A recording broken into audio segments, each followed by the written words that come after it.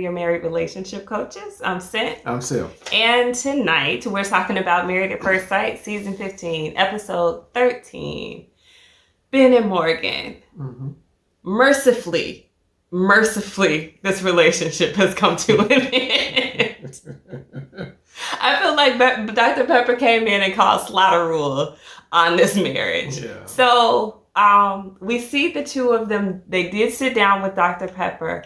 I didn't know this was happening. I mean, they didn't tip us off that there was going to be a divorce happening today. And but Dr. Pepper sat down with the two of them, and she asked, kind of in a lighthearted, a positive way, Morgan, like, what marriage brings out of her. And the first thing she said was, it brings out a softer side of me. And we were like, what? What? Like, where was there ever a soft side of Morgan? She started off guns blazing in this situation, even when they weren't at odds. When she sat down at that dinner table during the honeymoon, and she was like, basically, Morgan needs this, Morgan needs that, Morgan.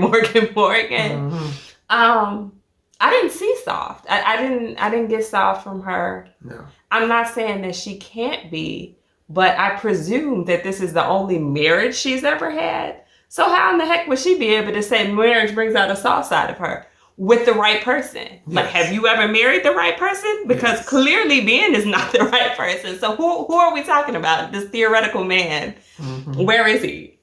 I have no idea. It was just another way for her to get a dig in, to be honest with you. She was throwing digs. Yeah, she kept saying that. She's like, yes, this and that with the right person. Yes. I would be like this with the right person who I can trust. Yes.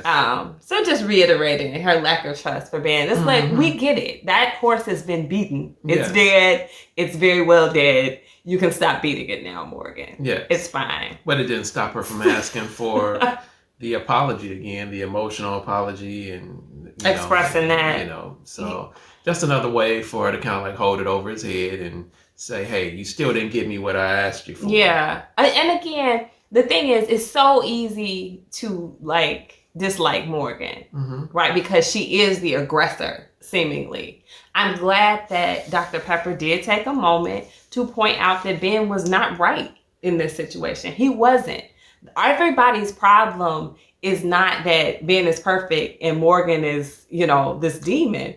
It's just that her reaction and her hostility, it comes off so terrible that you can't help in a slight way but to sympathize with Bihn. Yeah. You're just like, gosh, he's trying everything he can to apologize and she's not hearing any of it. But Dr. Pepper did point out, he was wrong. He was very judgmental in the beginning. Totally agree with that. How she handled it could have changed the trajectory of this marriage. Now, I mean, it was up to her if she wanted to handle it well or not.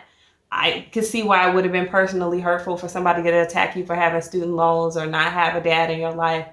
I get it. So her response to that, it could have been negative, but not one that was to drag him face first in the road, for the whole marriage, which is basically what she said she intended to do. And she did it until this very day. Exactly. Thank God for mercy. I'm glad that they both called it. She called it first, and then he called it second. He wouldn't know. I wonder if he would have called it if they asked him first. No, because Dr. Pepper asked him about that kind of specifically, and he was saying even in his confessional, like he didn't want to disappoint his parents. He's like, my mom, she'll be understanding. Of course, he talks to his mom more. He relates to her more, kind of a mama's boy. Whatever the case may be. But his dad, he's really hard on me. So I presume his dad is going to say, like, that was stupid. I told you shouldn't have done it in the first place. Why would you marry a stranger? He's going to be hard-nosed about it and give him a hard time. So Bihn is afraid to face that because he's afraid to face his dad. And he's been afraid to face Morgan throughout this process. Which is what he said when he talked about his emotions. He said that he wasn't raised to express his emotions. He was kind of raised to be pretty stone-faced, not show his emotions, and then so he learned a way to cope with it just by running. So he would run. And so I'm glad that he's kind of identifying that. It didn't help him. For therapeutic purposes. It didn't help him now. I mean, the relationship is done. But moving forward, I liked his outlook on his future as he was talking. I think he would have been much better suited with someone from his own culture, right? Like, they would have more so probably understood, because it seems to be very common from what I hear in that culture to have traits like his, you know, to have parents who are kind of hard-nosed. Hey, you appreciate what you get. We work really hard for this. B's in class are not acceptable. You got to get straight A's. You need to be a doctor or something that's very elite. You know, the same pressures apply, I think, across the culture. And I think Morgan, being not exactly from that culture, she couldn't relate to him. She couldn't relate to his level of communication. So it was just destined for failure. It was. But can we just talk about for one quick second, why did Morgan have to hold her phone up and show this RN? I don't even know exactly what she was showing. If you guys know specifically, I know we have a couple of viewers who are nurses or RNs and or in the medical profession, period. If you guys can explain what exactly she was trying to show to us, I don't think I would ever want to, just for privacy purposes, hold up my licensure with the Illinois State Bar for the camera to see. Like, I don't think I would do that. You know what I mean? That was super petty. Yeah, it was like Nurse Petty was in the building. Yeah, and so I think at this particular point, nobody was doubting that she was right. It was a moot point. It's definitely moot. And here she is. She's still trying to get those points, and it's just like, when do you stop? It's that argument is long dead. It's long over. You already done talked about you ready for your divorce. Yeah. Move forward. But I guess that's where her being self-conscious just plays itself out. Like, somehow she's still uncomfortable with the idea that it's been put out there into the atmosphere that there's something less than about her for not having her bachelor's degree yet. So prove it to the world, I guess, is what she was doing. The world wasn't doubting you. Yeah, I don't think Ben was doubting it. But maybe also, how about this? Maybe she was like, it would have been easily Googleable if he had done that, and then we wouldn't have even gone through this. Could that be it? I would love to give her the benefit of the doubt. Let me know what y'all think about that theory. Like, if he had just taken the time to run my name through Google, he would have been able to say, oh, yeah, she is an RN. Yeah. And then he wouldn't have ran to Justin, you know, the whole domino effect thing. Could have been. Could have been. But she also could have said, hey, let's Google it so you can see that I am a nurse. And it could have been squashed at that particular time. It's at the same token, you know? Yeah. So, Nurse Petty, don't sit down. So, finally, Dr. Pepper did ask... or something spurred Morgan to say that they did have good times together, which was a day? It was so minimal. I mean, they had the wedding. They had, I don't know. I remember at one point they were sitting down on the couch together, and he was telling her how she couldn't wash clothes before or after 4 p.m. or something like that. Y'all remember, like, that was it feels like ancient history that we were talking about that on one of these videos.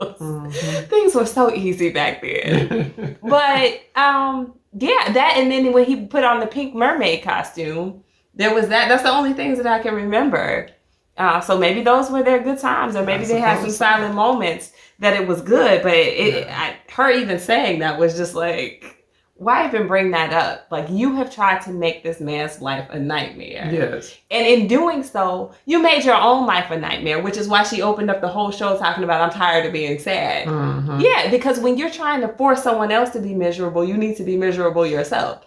That's how that works. Boomerang. So, I don't know what else to say for her. So, finally, Dr. Pepper gets to the question of, hey, like, do you think this marriage is over? To which, like I said earlier, mercifully, She said yes. It's over for her. She can't trust him. And, like, he's not the guy for her. Yeah. You know what? I hate divorce. I hate when couples don't make it. This one, I can see. Yeah. You know, the benefit of it is unfortunate. Because when two people get together, you should say, I'm in it, and we're going to work this thing out no matter what. but I know we're living in different times. And this is an people don't 8-week experiment too. But don't forget that. But I do think, when you talk about marriage, two people should have that type of mindset. No matter what comes, it's me and you. And of course, they didn't have that. No. And so the demise of the marriage, and that's too bad. Yeah. So like you said, Ben said that he wanted the divorce too. I think, of course, he was saying it because, what else could you say when someone is adamant that you're divorcing? What good would it have done if he was like, no, I really wanted to make it the 8 weeks. Let's stick it out and see. Yeah. It was useless. It would have just looked pathetic at that point. So I think that's why he said it, because it was a foregone conclusion. Mm-hmm. How many more times can you hear, if I need somebody who I can trust and I can't trust you. I haven't gotten an emotional apology. Yeah, the same song and dance over and over. And over. Yeah. Go sit down.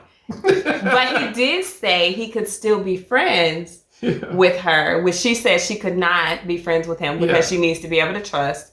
And that's fine. I think no matter what they said sitting on that couch today, they were going to go their own separate ways and probably never really speak to each other again except for the reunion show.